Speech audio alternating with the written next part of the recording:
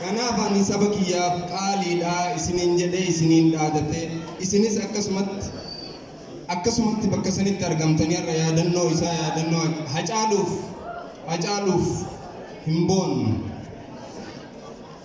Kaayoo hacaaluun irratti du'e hacaaluun wanti wareegameef har'a akkanatti tokkoomtanii gamtaadhaan waa'ee Oromoo haa dubbattanii fi ka wareegame. Kuni qabsoo taphaatii miti sanuu bara kana osoo hin cabtaan isin cabsina jedhan akkanatti osoo hin cabin guutamtanii argamuun keessan kun waan guddaadha.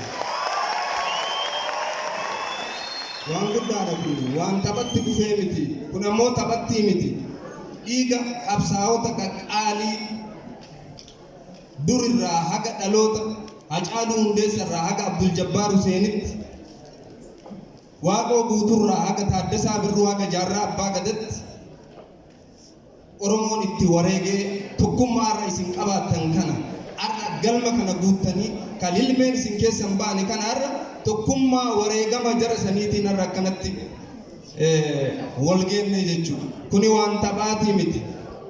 Bu'aa ilma dhalchuu ammoo gabrummaa iddaan buqqifnaa dadhabnu ilma itti guddifna jedhame Waaqoo guutuun akkasiin amma ammoo ilmillee guddate bu'aa ilma dhalchuu ijoolleen hoo gobanaa argitanii asitti reef waan dubbatan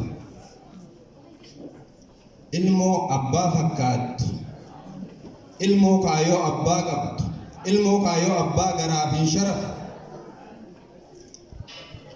ilmoo akkanaa qabaachuun ilmoo akkanaa sabaa gumaachanii ofiillee sabaa umrii guutuu qabsaa'anii ilmoo akkanaa ammas sabaa gumaachanii darbuun qabsoo taphaatee miti.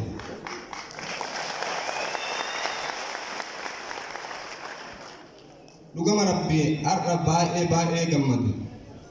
Erga dubbiin Oromoo jijjiiramte as Oromoo akkanatti walga'e argeen beeku. Amma isin akka malee gammadeera baay'ee isinitti gammadeera.